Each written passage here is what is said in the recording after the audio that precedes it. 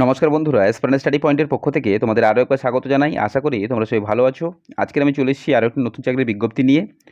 Government of India ministry of রেলওয়ের তরফ থেকে, ইন্ডিয়ান রেলওয়ের তরফ থেকে নিয়োগ করা হচ্ছে জুনিয়র ইঞ্জিনিয়ার এবং ম্যাটেরিয়াল সুপারিনটেন্ডেন্ট এবং মেট্রোলজিক্যাল অ্যাসিস্ট্যান্টের পদে। বিভিন্ন পদে নিয়োগ করা হচ্ছে। এখানে যথেষ্ট শূন্যপদ রয়েছে। টোটাল যে শূন্যপদে নিয়োগ হচ্ছে 7,951টি শূন্যপদে। যথেষ্ট এখানে শূন্যপদ রয়েছে। এখানে আবেদন করতে গেলে সব জেলা এবং সব রাজ্য থেকেই আবেদন করা যাবে। বয়সসীমা কী রয়েছে, আবেদনের শেষ তারিখ এখানে কী রয়েছে এবং বেতন কী থাকছে বিস্তারিত ভিডিওতে আলোচনা করব। তোমরা অবশ্যই ভিডিওটি স্কিপ না করে শেষ অবধি দেখবে এবং সেই সাথে সমস্ত রকমের সরকারি বেসরকারি চাকরির আপডেট সবার প্রথমে পাওয়ার জন্য চ্যানেলটিকে এখনই সাবস্ক্রাইব করে নাও এবং পাশে থাকা বেল আইকনটি ক্লিক করে নাও লেটেস্ট ভিডিও সবার প্রথমে দেখার জন্য। যারা আগে থেকে চ্যানেলটিকে সাবস্ক্রাইব করে রয়েছে তাদেরকে জানাই অসংখ্য ধন্যবাদ। তো চলো আমি অফিসিয়াল নোটিশে এই নিয়োগের বিস্তারিতটি আলোচনা তোমাদের সাথে শুরু করছি। বর্তমানে কিন্তু অফিসিয়াল নোটিশটি ডিসপ্লেতে রয়েছে, এখানে তোমরা দেখতেই পাচ্ছ। আরআরবি লোগো এখানে রয়েছে ইন্ডিয়ান রেলওয়ের। একটু স্ক্রল করে নিচে যাওয়ার পরে এখানেই বলা রয়েছে রিকোয়ারমেন্ট, যে পদে নিয়োগ হচ্ছে। Requirement of junior engineer, depot material superintendent, chemical and metallurgical assistant, chemical supervisor, metallurgical supervisor, এই পদগুলিতে কিন্তু নিয়োগ করা হচ্ছে। এখান থেকে দেখতে পাচ্ছ নোটিফিকেশান শুরু, government of India ministry of railways, railway recruitment board. এখানে বলাই রয়েছে রিক্রুটমেন্ট অফ ভেরিয়াস পোস্ট, বিভিন্ন পদে নিয়োগ করা হচ্ছে। জুনিয়র ইঞ্জিনিয়ারের পদে, ডেপোট ম্যাটেরিয়াল সুপারিনটেন্ডেন্ট পদে, কেমিক্যাল এবং metallurgical assistant, chemical supervisor, metallurgical সুপারভাইজারের পদে নিয়োগ করা হচ্ছে। ওপেনিং ডেট, অনলাইনে কিন্তু আবেদন শুরু হয়েছে এখানে জুলাইয়ের 30 তারিখ থেকে এবং ক্লোজিং ডেট সাবমিশনের এবং পেমেন্ট ফির লাস্ট ডেট রয়েছে 29/8/2024 রাত 12টা। এর মধ্যেই আবেদন সম্পন্ন করতে হবে। আগস্টের 29 তারিখ লাস্ট ডেট, এর মধ্যেই তোমরা আবেদনটি সম্পন্ন করতে পারবে। এবং তোমরা যখন ফর্মটি ফিল আপ করবে সেক্ষেত্রে ফর্ম ফিল আপের সময় যদি কোনো ভুল হয়ে যায় সেটি সংশোধনের সময় তোমরা পেয়ে যাবে 30 তারিখ থেকে সেপ্টেম্বরের 8 তারিখ অবধি। Applicant are invited from eligible candidate for various post, যে পদে নিয়োগ করা হচ্ছে এখানে আবেদন করতে গেলে যদি যোগ্য হয়ে থাকো আবেদন করতে চাইলে অনলাইনের মাধ্যমে সম্পন্ন করতে হবে 29 তারিখ রাত 12টার মধ্যে। নিচে রয়েছে পদের নাম এবং কোন লেভেল হিসেবে পে হবে, বেতন কত থাকছে, বয়সসীমা এবং টোটাল ভ্যাকান্সি। প্রথমে যে পদ রয়েছে chemical supervisor, research and metallurgical supervisor, level 7 হিসেবে পে হবে 44,900 টাকা থেকে বেতন প্রতি মাসে। বয়স হিসেবে হবে 1/1/2025 হিসেবে। বয়সসীমা এখানে রয়েছে নিম্ন 18 বছর, ঊর্ধ্ব বয়সসীমা 36 বছর। টোটাল এখানে যে শূন্যপদ রয়েছে 17টি, এটি শুধুমাত্র আরআরবি গোরখপুরের জন্য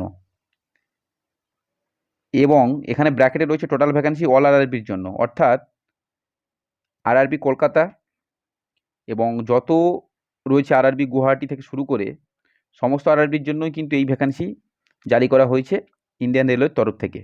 কিন্তু এখানে যে 17টি ভ্যাকান্সি এটি শুধুমাত্র আরআরবি গোরখপুরের জন্য। তো নিচে আমি দেখাবো যে কোন কোন আরআরবিতে এই নিয়োগ হচ্ছে। Junior engineer, depot material superintendent, chemical এবং মেটালজিক্যাল অ্যাসিস্ট্যান্ট, লেভেল 6 হিসেবে পে হবে 35,400 টাকা বেতন থাকছে প্রতি মাসে। এখানেও বয়সসীমার কথা বলা রয়েছে নিম্ন 18 বছর, ঊর্ধ্ব বয়সসীমা 36 বছর। যে শূন্যপদ এখানে রয়েছে টোটাল ভ্যাকান্সি 7,934টি, এই সব মিলিয়ে 7,951টি শূন্যপদ রয়েছে। এখানে যেই 7,934টি শূন্যপদ রয়েছে এটি কিন্তু অল ওভার ইন্ডিয়া সব আরআরবির জন্য।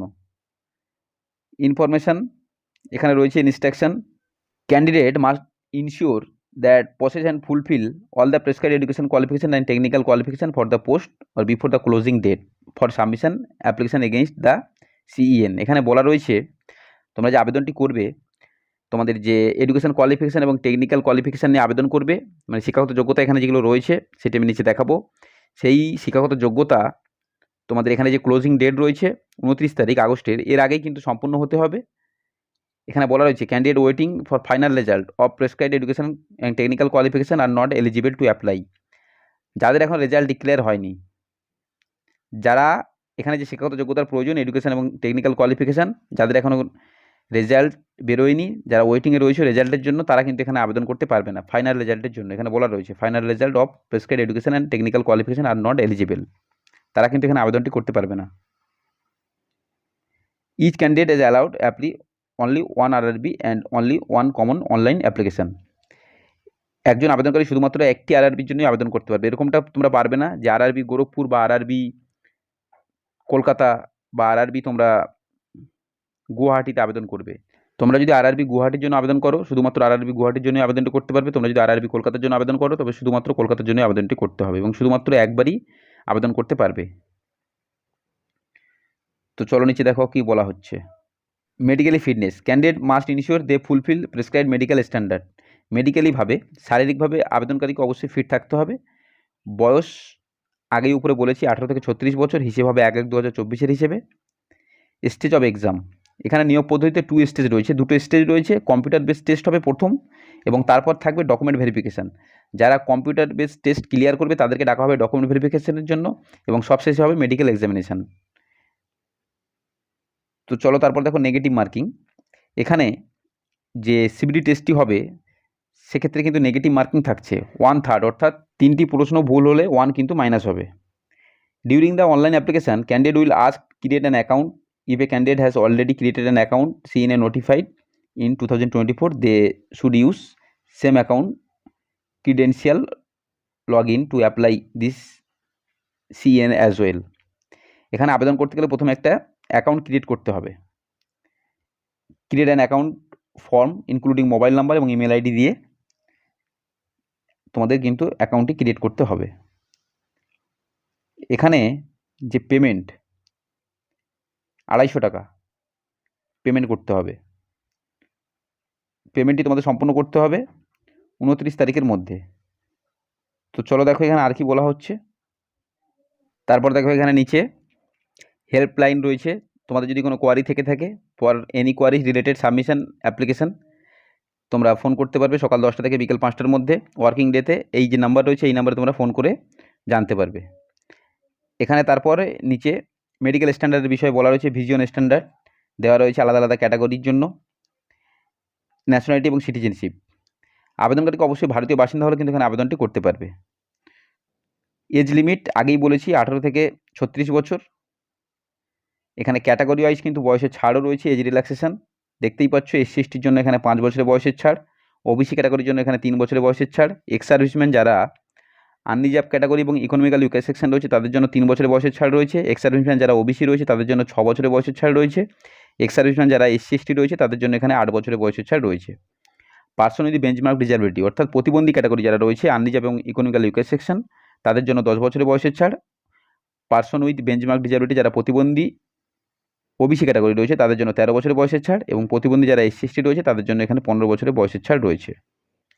এবং বলা রয়েছে তারপর candidate serving group C, group D railway staff যারা রয়েছে, গ্রুপ সি এবং গ্রুপ ডির যারা রেলওয়ে স্টাফ তাদের জন্য এখানে আনরিজার্ভ এবং ইকোনমিক্যাল উইকার সেকশন যারা রয়েছে তাদের জন্য ওখানে ঊর্ধ্ব বয়সসীমা 40 বছর, এবং group C group D railway যে স্টাফ রয়েছে তাদের জন্য ওবিসি ক্যাটাগরি যারা রয়েছে তাদের জন্য 43 বছর। Group C group D railway staff যারা রয়েছে এসসি এসটি ক্যাটাগরি তাদের জন্য এখানে 45 বছর ঊর্ধ্ব বয়সসীমা রয়েছে। Female candidate who are widowed, divorce, বিধবা, বিবাহ বিচ্ছিন্ন মহিলা যারা রয়েছে আনরিজার্ভ ক্যাটাগরি এবং ইকোনমিক্যাল উইকার সেকশন তাদের জন্য ঊর্ধ্ব বয়সসীমা 35 বছর, এবং ডিভোর্সি, বিধবা, বিবাহ বিচ্ছিন্ন ওবিসি ক্যাটাগরি যারা রয়েছে তাদের জন্য 38 বছর ঊর্ধ্ব বয়সসীমা, এবং এসসি এসটি ক্যাটাগরির জন্য 40 বছর ঊর্ধ্ব বয়সসীমা। তারপর এখানে রয়েছে নিচে education qualification. Candidate should have requisite education qualification এবং technical qualification as indicate annexure A. Annexure এতে রয়েছে কোয়ালিফিকেশান, কোন পদের জন্য কী কোয়ালিফিকেশান লাগছে সেটি নিচে রয়েছে অ্যানেক্সার এ ফরম্যাটে। এক্সামিনেশান ফি সমস্ত ক্যাটাগরির জন্য 400 টাকা পেমেন্ট করতে হবে। SC ST ex serviceman female transgender যারা রয়েছে তাদেরকে 250 টাকা পেমেন্ট করতে হবে। Mode of payment online fee payment through internet banking, debit card, credit card, ইউপিআইয়ের মাধ্যমে পেমেন্টটা তোমরা সম্পন্ন করতে পারবে। শুধুমাত্র অনলাইনেই কিন্তু পেমেন্টটি করতে হবে। এসসি এসটি ওবিসি ক্যাটাগরি যে সমস্ত রয়েছে তাদেরকে 250 টাকা, এবং জেনারেল ক্যাটাগরির জন্য 500 টাকা পেমেন্ট করতে হবে। তো চলো নিচে দেখো কি বলা হচ্ছে। এখানে তারপর রয়েছে রিকোয়ারমেন্ট প্রসেস। আমি আগেই বলেছি স্টেজ 1-এ computer based test, stage 2 second computer based test হবে, ডকুমেন্ট ভেরিফিকেশান এবং মেডিকেল এক্সামিনেশান। স্টেজ 1-এ যে সিবিডি টেস্ট হবে ডিউরেশন থাকবে 90 মিনিট, এবং যারা প্রতিবন্ধী তাদের জন্য 120 মিনিট। নাম্বার অফ কোশ্চেন 100টি কোশ্চেন থাকবে। এখানে সিলেবাস দেওয়া রয়েছে mathematical, general intelligence, reasoning, general awareness, general science. দেখতেই পাচ্ছ এখানে ম্যাথমেটিক্সের উপরে 30টি কোশ্চেন এবং 30 মার্ক রয়েছে। জেনারেল ইন্টেলিজেন্স এবং রিজনিংয়ের উপরে 25টি কোশ্চেন 25 মার্কস, জেনারেল অ্যাওয়ারনেসে 15টি কোশ্চেন 15 মার্কস, জেনারেল সায়েন্সে 30টি কোশ্চেন 30 মার্ক। টোটাল 100টি কোশ্চেন 100 মার্ক থাকবে সিবিডি টেস্টে, সিবিডি টেস্ট 1-এ। এবং স্টেজ 2-এ 150টি কোশ্চেন থাকবে 120 মিনিট এবং প্রতিবন্ধীদের জন্য 160 মিনিট। এখানেও রয়েছে সিলেবাস, এখানেও রয়েছে প্যাটার্ন। দেখতেই পাচ্ছ জেনারেল অ্যাওয়ারনেসে 15টি কোশ্চেন 15 মার্কস, ফিজিক্স এবং কেমিস্ট্রিতে 15টি কোশ্চেন 15 মার্কস, বেসিক কম্পিউটারের উপরে 10টি কোশ্চেন 10 মার্কস, বেসিক এনভায়রনমেন্টের উপরে 10টি কোশ্চেন 10 মার্কস, টেকনিক্যাল অ্যাবিলিটির উপরে 100টি কোশ্চেন 100 মার্কস। টোটাল কিন্তু 150টি কোশ্চেন 150 মার্কস থাকছে। তো চলো নিচে দেখো আর কি বলছে।